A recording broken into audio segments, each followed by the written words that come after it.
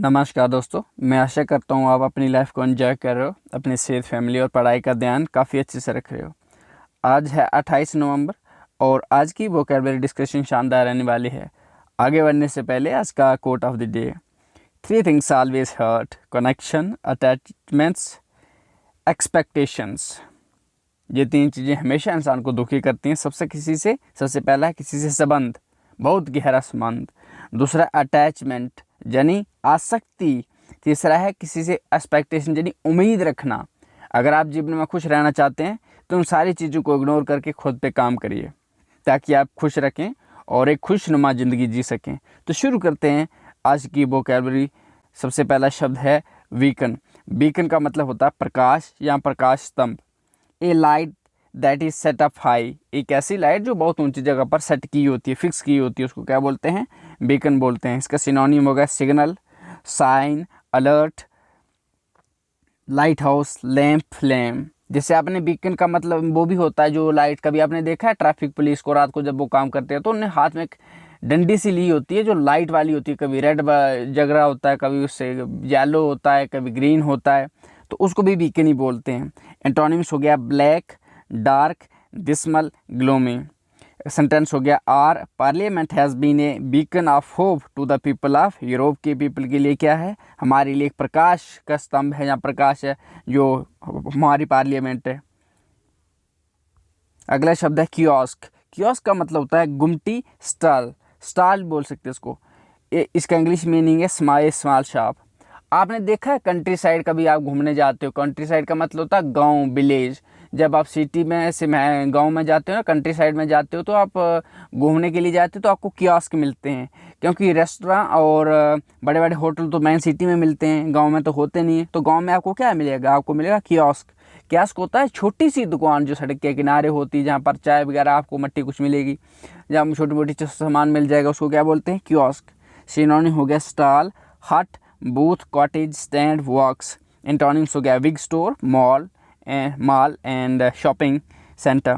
Sentence हो गया the government order the kiosk owners to evacuate their shops from the footpath. जो government थी उसने कियोस्क के ओनर्स के लिए, छोटी छोटी दुकानों के जो मालिक थे, उनको वहाँ से अपनी दुकानों को खाली करने का क्या दिया? फुटपाथ पे उनकी दुकानें थी, उनको वो खाली करने का आदेश दिया। अगला शब्द है एक्सह्यूम। इसका मतलब होता है खोद कर निकालना, किसी चीज़ को खोद के निकालना। इसका इंग्लिश मीनिंग है dig out something from the ground. जैसे ना अपने घर में, अगर गांव से बिलोंग करते हो, अगर आपके पेरेंट्स वगैरह घर में खेती वगैरह होती है तो अपने आलू बोते हैं, तो क्या करते हैं आप? जब निकालते हो तो कैसे? कुंदाली होती है जिसको स्पेड बोलते हैं, उससे फावड़ा भी बोलते हैं उसी को। तो क्या उससे निकालते, खुदाई करके, तो वो आलू ज़मीन से, मिट्टी से निकालते हैं। और जब मिट्टी से खोद के निकालना, उसको क्या बोलते हैं? एक्सह्यूम। सिनोनिम हो गया dig up, unearth, discover, scoop, unbury. Antonyms हो गया कवर, बीडेजल बोल सकते हैं, ऑब्जर्व, एंटोम्ब, डेवर। सेंटेंस हो गया the city police exhumed a dead body from beside the hospital. जो सिटी की पुलिस थी उसने क्या किया? एक डेड बॉडी को खोद के निकाला। किसके? हॉस्पिटल के बगल से। अगला शब्द है पोर्टफोलियो। पोर्टफोलियो का मतलब होता है मंत्री का पद, निवेश सूची। इसका इंग्लिश मीनिंग है the position of a minister. Synonym हो गया profile, dossier, file, summary, collection, list. निवेश सूची क्या होती है? कि आपने जो इन्वेस्टमेंट करना है उसके लिए आपने एक लिस्ट बनाई है, उसको होता है निवेश सूची। और मंत्री का पद तो मंत्री का पद। एंटोनिम्स हो गया disorder, jumble, collapse, mess, commotion. Sentence हो गया the senior leader of the party was disappointed for not getting any portfolio in the cabinet. जो सीनियर लीडर था पार्टी का, वो बहुत नाराज हो गया। क्योंकि उसको कैबिनेट में पोर्टफोलियो नहीं मिला, क्योंकि मंत्री का पद नहीं मिला, उसको बोलते हैं पोर्टफोलियो। अगला शब्द है फ्रेल्टी। फ्रेल्टी का मतलब होता है फ्रेल्टी का मतलब दोष, निर्बलता। जैसे ना किसी चीज़ में कोई इंसान में कमी हो तो उसको बोलते हैं यार तुम में ना फ्रेल्टी है। जहाँ निर्बल होता है कोई इंसान, निर्बल होता है, जहाँ वीक होता है उसको बोलते हैं फ्रेल। बहुत कमज़ोर होता है, नाजुक होता है, डेलिकेट होता है, उसको बोलते हैं वीकनेस। इसका मीनिंग इंग्लिश है वीकनेस, हिंदी में बोलते हैं निर्बलता। इसका फ्रेल्टी का मतलब है। सिनोनिम हो गया डिफेक्ट, इन्फॉर्मिटी, इंडिस्पोजिशन, वल्नरेबिलिटी, फैलिएबिलिटी। एंटोनिम्स हो गया strength, firmness, fitness, healthy, energy. Sentence हो गया the frailty of the child makes his parents worry. जो क्या है, जो बच्चे की वीकनेस है, जहाँ पर फ्रेलिटी का मतलब वीकनेस, जो बच्चे की वीकनेस है वो उसके पेरेंट्स को क्या कर देती है, परेशान कर देती है, मतलब बरी मनी हो ना, चिंता करना, किसी के बारे में चिंतित कर देती है।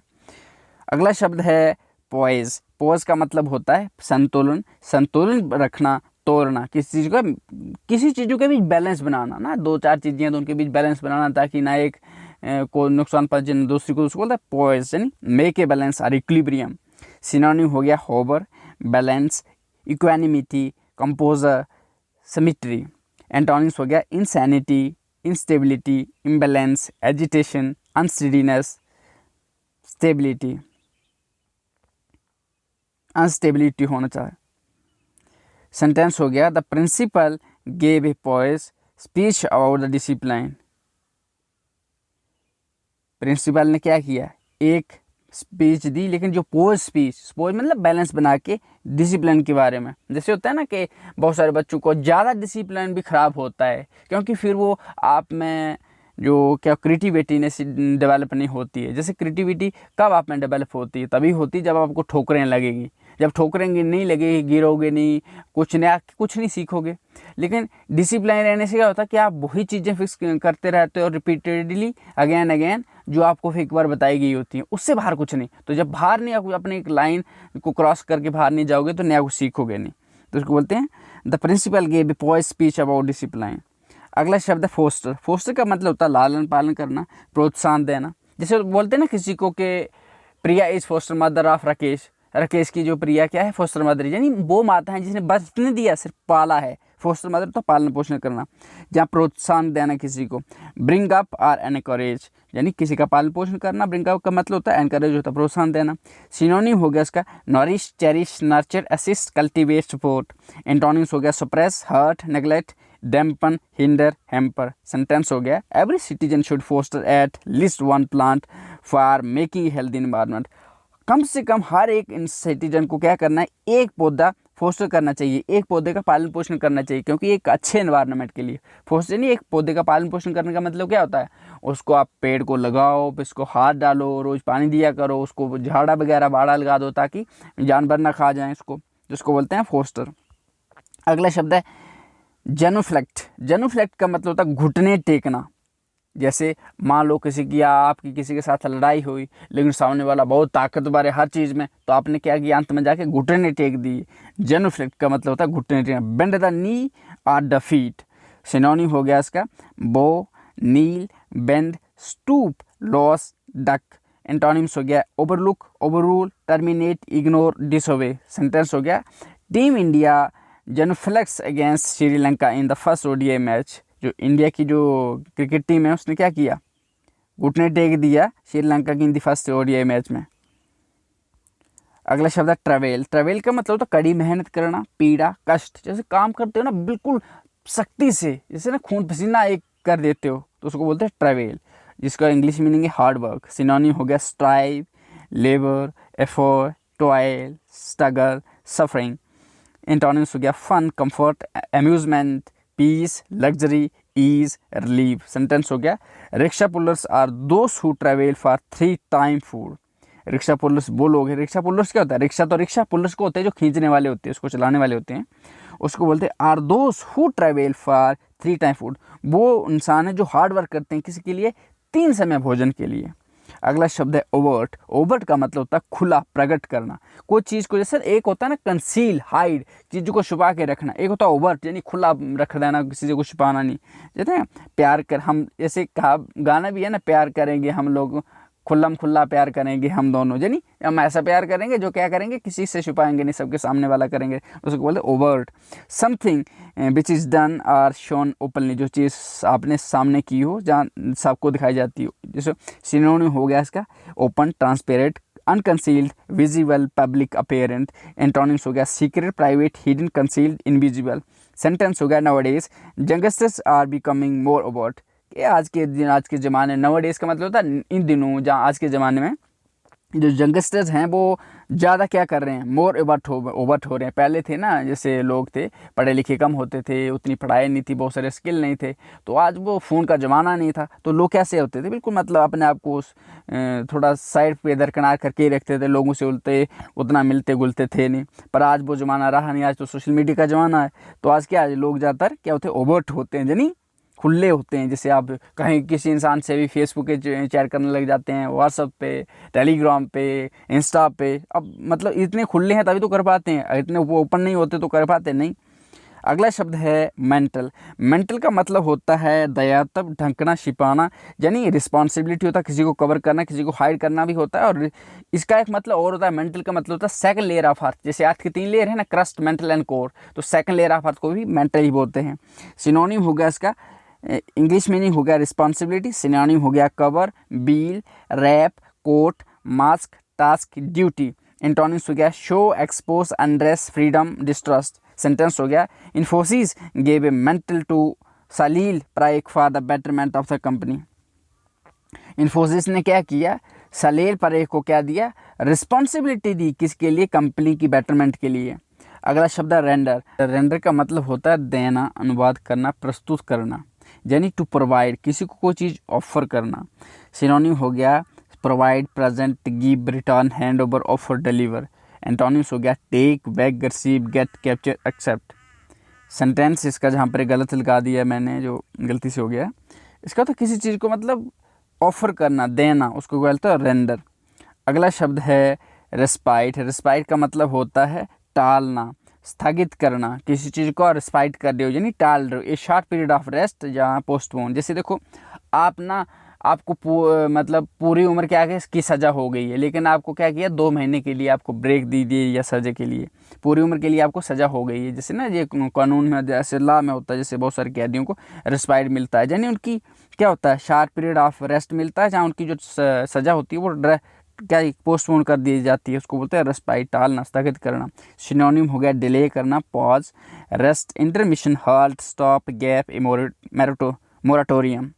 अगला और इसका एंटोनिम्स है awake, continuation, expedite, hasten, proliferation. Sentence हो गया travelling to new places is a perfect hobby for those who need a respite from hectic city life.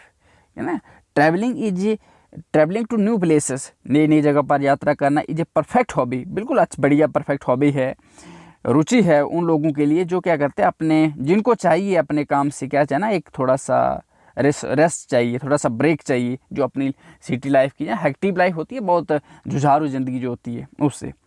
अगला शब्द है रैम्पेंट। रैम्पेंट का मतलब होता है अनियंत्रित, उग्र, कोई चीज़ जो अंडरस्टैंड हो, इन एक्शन, अनकंट्रोल्ड हो, जो चीज़ होता है उग्र होती है, अति पे होती है, उसको बोलते हैं rampant, understand, in action. Synonym हो गया वायलेंट, अनकंट्रोल्ड, रेयरिंग, फ्यूरियस बोल सकते हैं, वाइल्ड, प्रेवलेंट, टर्बुलेंट। एंटोनिम्स हो गया कंटेंड, कंट्रोल्ड, काम, मॉडरेट, टेम्परेट। सेंटेंस हो गया unfortunately fake news is becoming rampant in social media. बदकिस्मती है कि जो फेक न्यूज़ है आज के ज़माने में सोशल मीडिया पर बिल्कुल रैम्पेंट हो रही है, यदि अनियंत्रित हो रही है, इतने बड़े पैमाने पे फैल रही है कि आप कुछ सोच भी नहीं सकता है। तो आज का फ्रेजल वर्ब है बी आफ्टर। इसका मतलब होता है बी ट्राई टू फाइंड, जहाँ परस्यू समबडी और परस्यू समबडी, जब किसी को क्या करते हैं, ढूंढने की कोशिश करते हैं, किसी का पीछा करते, उसको बोलते हैं be after. For example the police are after 2 men who kidnapped a monkey from Dublin zoo. जो इंसान क्या है, the police are after 2 men, 2 men के पीछे पुलिस पड़ी गई है, क्यों, क्योंकि उनने किया है डबलिन जू से मंकी को चुरा लिया है, किडनैप कर लिया है। आज का इडियम ऑफ द डे है let the cat out of the bag. इसका मतलब होता है कि बिल्ली को बैग से बाहर जाने दो। इसका मतलब होता है if you let the cat out of the bag you reveal a secret. इसका मतलब होता है कि अगर आप अपनी बिल्ली को कैट से बाहर जाने, बैग से बाहर जाने देते हो, उसका मतलब होता है let the cat out of the bag, यानी अपना सीक्रेट बताना किसी चीज़ को। जैसे गुप्त बात होती है ना, अपने छुपाई होती है, किसी को नहीं बताते हो, जैसे पर्सनल बात होती है, अपने फ्रेंड को बताते हो, तो उसको बोलते हैं let the cat out of bag. आपने क्या है, अपनी सीक्रेट अपने दोस्त को बता दिया, सबको तो नहीं बताते हो। एग्जाम्पल है Ramesh hesitates to let his cat out of the bag.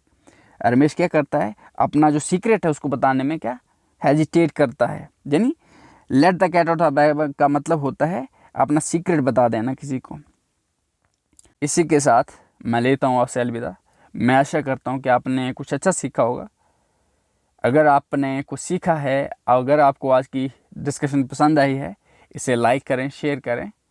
सो बहुत ही जल्द फिर होगी मुलाकात। तब तक रखिए अपना खूब सारा ध्यान। थैंक यू, धन्यवाद, जय हिंद।